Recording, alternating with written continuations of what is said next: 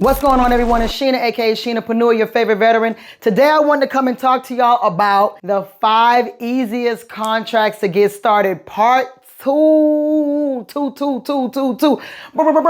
right? So you all love the 5 easiest industries to get into so much, I decided to come up with a part 2. And so we're gonna get into it right after the intro.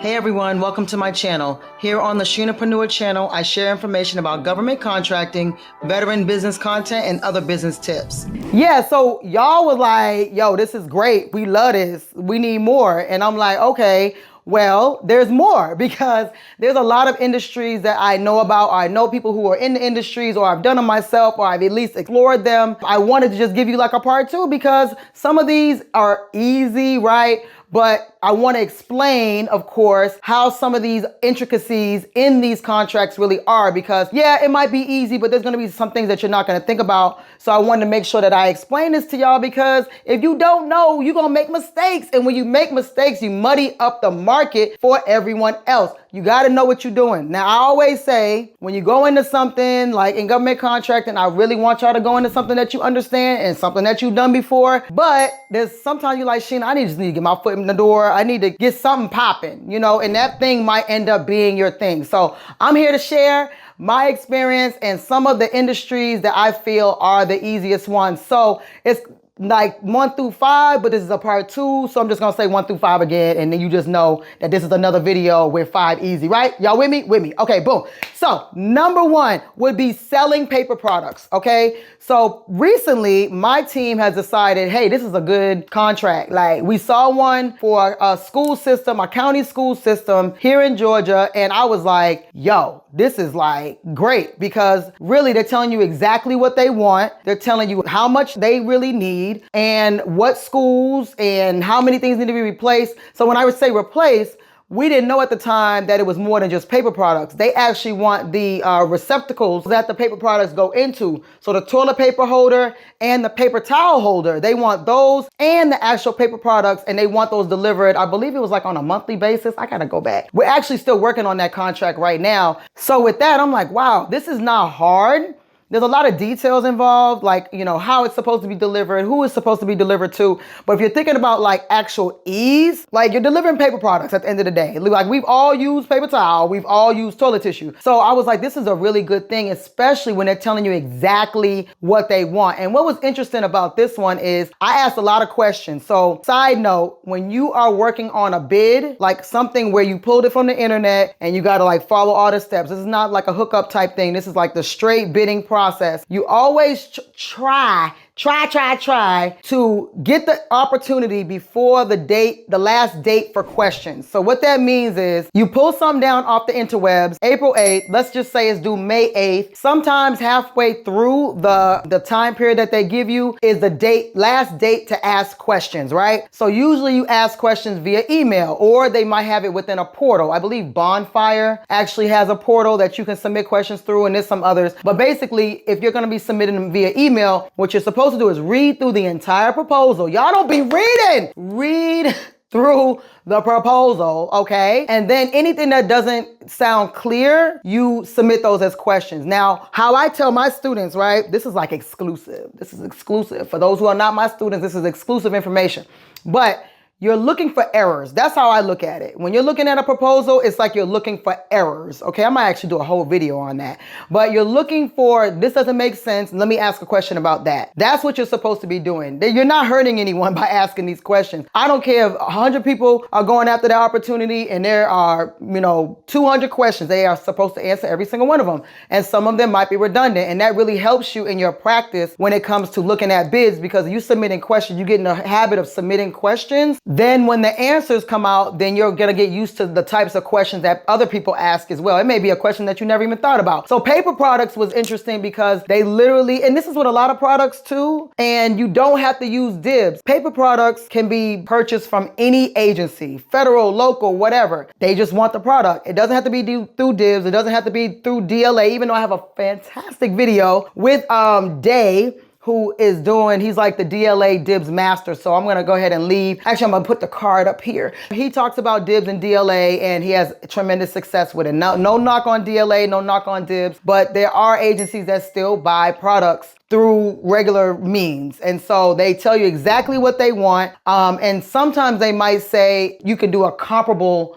item. Like, let's just say they put in the proposal that they want Charmin toilet tissue. And you're like, okay, well, agency, I can get this Quilted Northern, which is the same quality, same whatever specs that toilet tissue have. I can get this same thing for cheaper. So they might say, okay, well, we're willing to accept that. And so that's another thing you got to kind of think about. Now, with this particular one that we are actually bidding on right now, they don't want a substitute. That was one of the answers. They're like, no, even though they're put in the, see, this is the thing about searching for errors, right? In the proposal, they said they are willing, they gave us the entire specs of the exact receptacles they want, the exact paper towel, the exact toilet tissue that they want. And then someone asked about a different material and they said, no, we don't want that. So I'm like, well, what, like, why even say it? But it's good. In this case, it's good because everybody's on the same playing field. So people can't like skimp the system and say, yeah, you guys wanted this Charmin, but we're going to give you like the Family Dollar brand of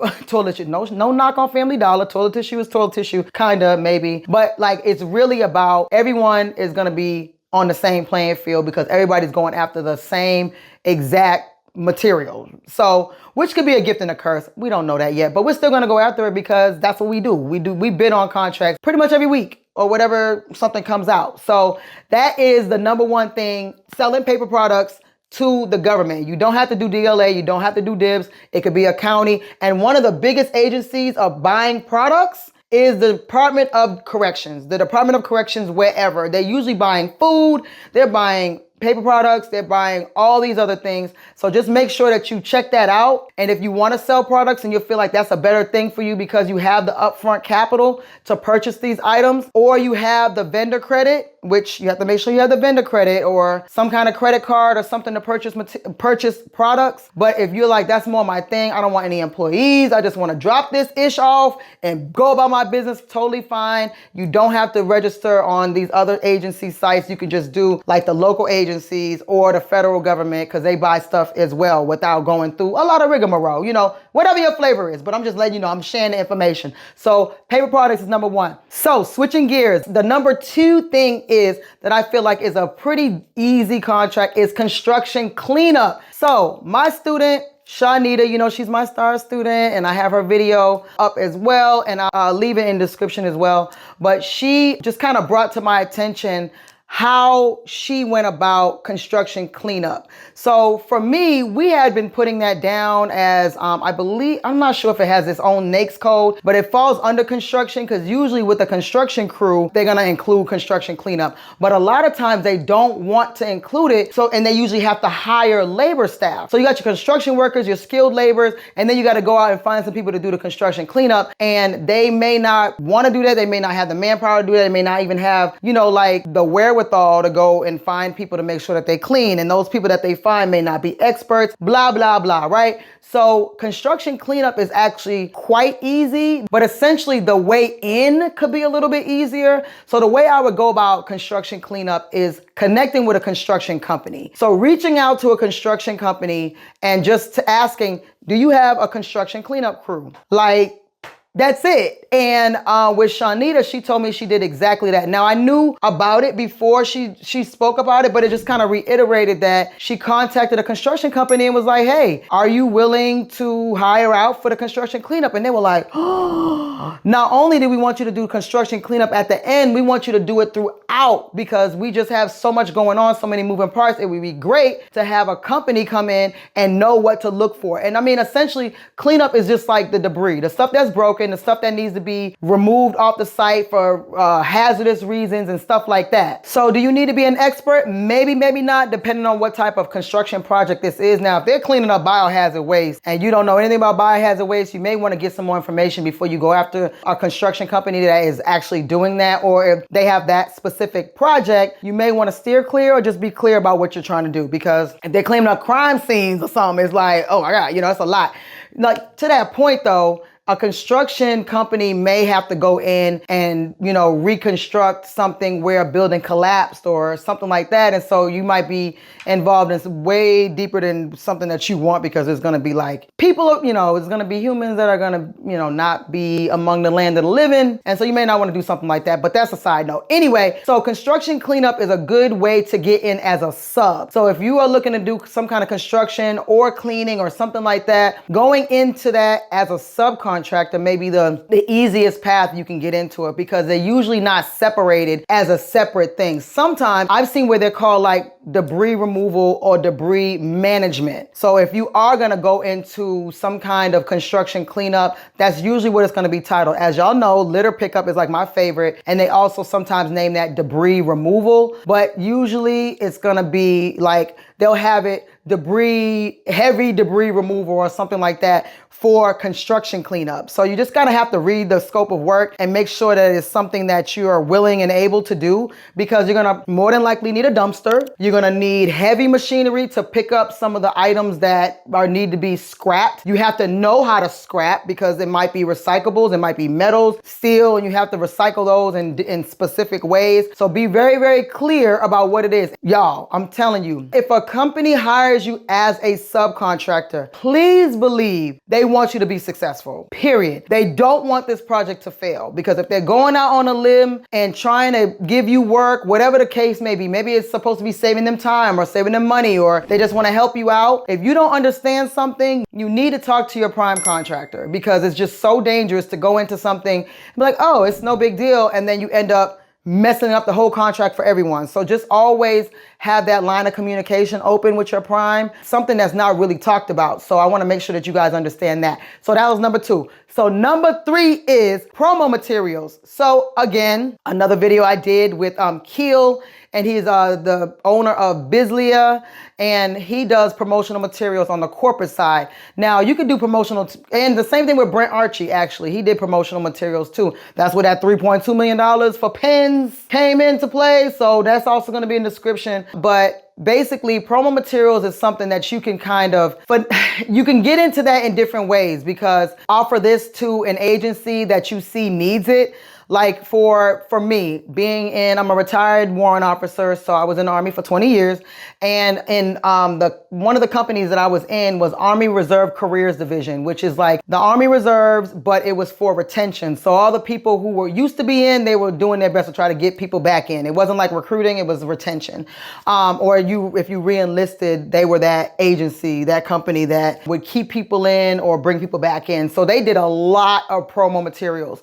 And so, of course, I wasn't doing government contracting really at that time when I was working with them. Hindsight, had I had a company that could even create like trophies or medals or whatever, ribbons, then I could have, brought that to Army Reserve Careers Division, which spends millions of dollars on promo materials. So that's just the federal government side. But then there's also like county agencies and city agencies where they might have a fair, or they might have some other type of event where they need t-shirts. They might need ribbons. Again, they might need medals or anything like that. And you can be the person that's like, hey, I see you guys are having this upcoming event, or you're having this event next year. Let us give you some samples for our promo materials. And so really all that is you going to pick your own company that you get promo materials from, but you can be the person to help out the agency and the company and not have to have your own promo material company or your own printing company, where you're just going to be the person that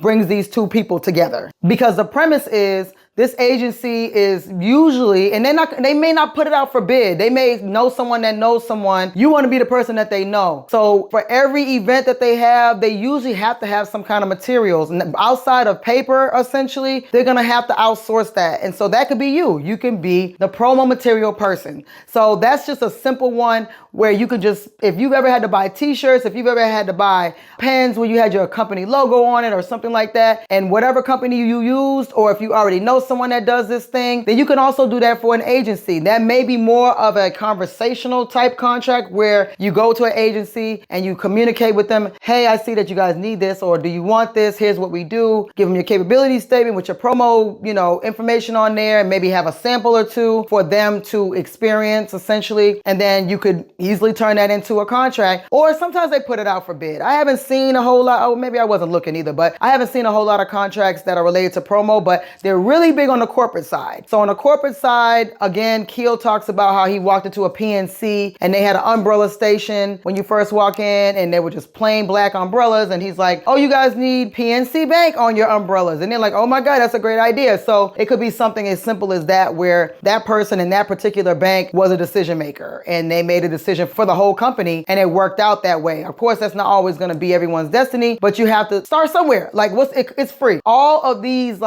things to get you to the next level are free. Even watching this video for y'all is free. So just go out there and do it. You just have to tell people what you do, even if it's something maybe different than what you normally do. And you're like, I think I can do this, or maybe I'll do this for the summer. Or I'll do this one time just to see if Sheena know what she's talking about. Then you could go out there and do promo materials. That should be a pretty simple one to do if you ever had to purchase promo materials for your school or your kids' sports or anything like that. So the number 4 thing is shredding. Now this is so funny because I guess being in the military, I know that they have shredding companies that come out and shred for certain agencies. So one of my good friends, he actually has had a document shredding and actually scanning as well. And I'll get into the scanning in a minute, but document shredding company, and he's doing exceptionally well. Actually an 8A company as well, doing shredding and document scanning. So there's a lot of money to be made with shredding. So me being in the military, especially me being in information technology, there were certain agencies that I worked with throughout my career where it was like super top secret stuff. And then we were held at a standard too, where we had to make sure we shredded. And then there's different types of shredders. There's shredders that just do the straight line. And then there's some that do the crisscross. And then there's some that turn the document into powder. But basically, there's different types of shredding based on the types of documents that you have. And it's so funny because it's a whole industry on its own. And I actually see quite a few of those contracts. And I believe the reason why I even see that many is because the NAICS code for my company is 561210, which is facility support services. So shredding falls under 561.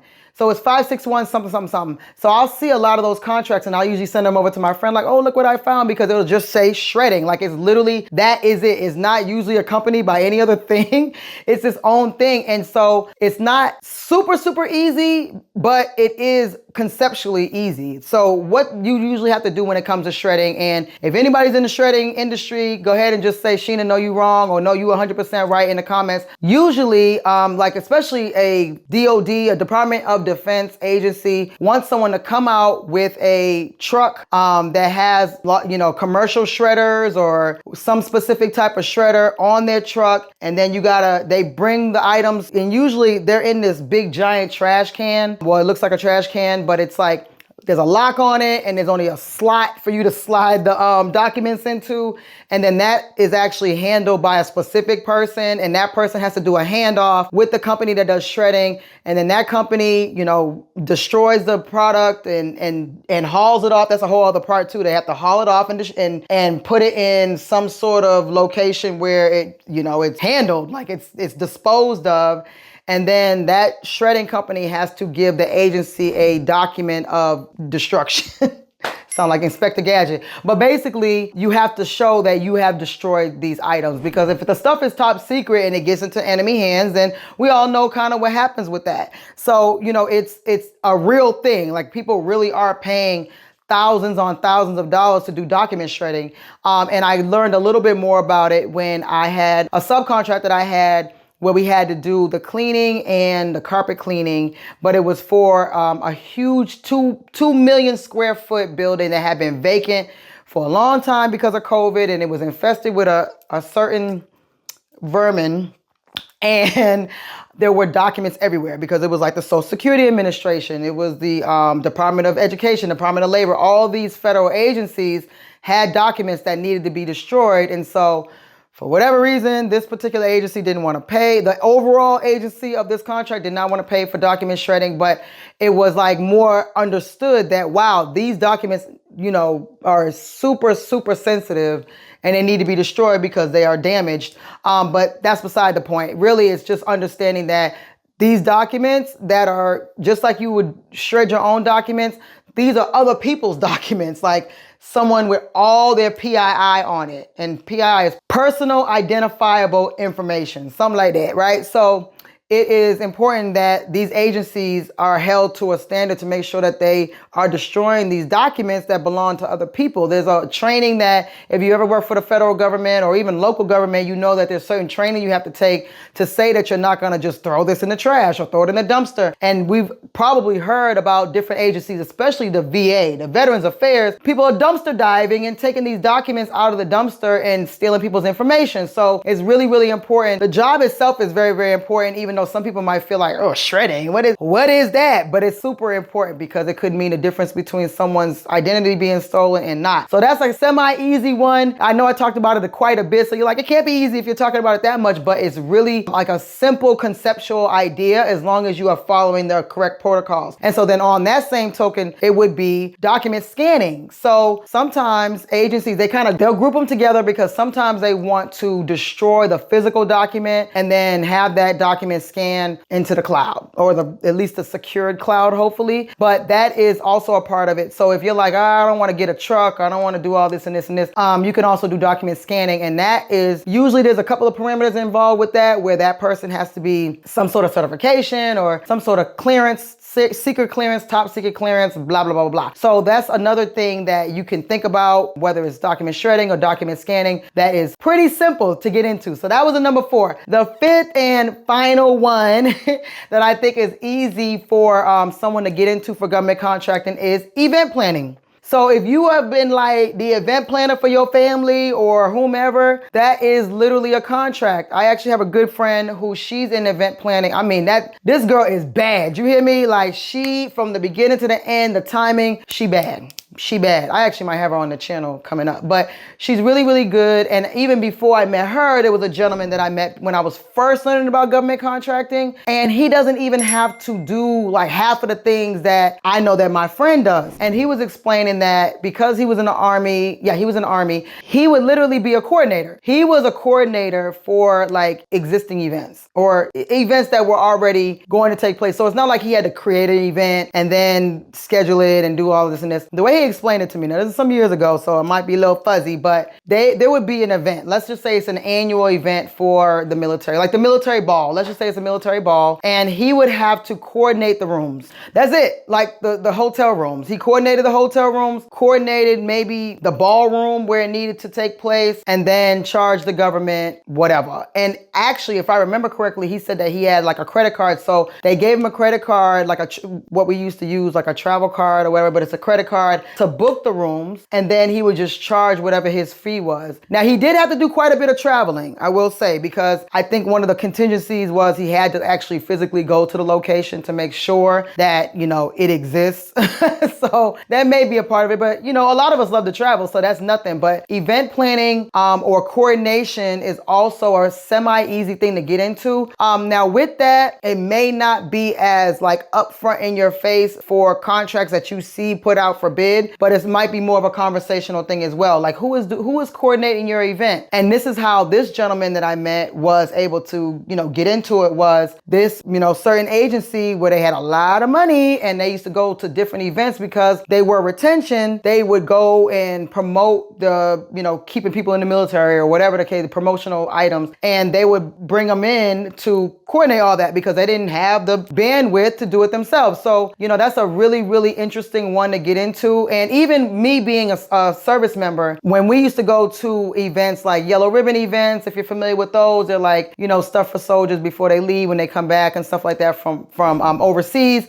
There would be, different seminars we would go to and conferences, and then they would have to coordinate the childcare, all these types of things, coordinate the events, the events within the event, like the activities. So, those type of things might be something that's right up your alley. So if you're an event planner at heart, you can find contracts for event planning. So don't want to make this video too long, but I just wanted to share the other 5 easiest contracts to get into where you may not need that much money. You may not even have to have a lot of experiences in something that you do anyway in your everyday life. Pretty much all these things, I guess with the exception of construction clean and stuff that you probably have done at some point. You bought toilet tissue and paper towel, hopefully. You've bought promo materials for maybe like your kids' sports or a family reunion or something like that. You bought t-shirts. You probably shredded something in your life ever, right? And then you probably planned an event at some point in your life, or at least help participate in planning an event. So just wanted to share those. I hope they're helpful. And don't forget to join our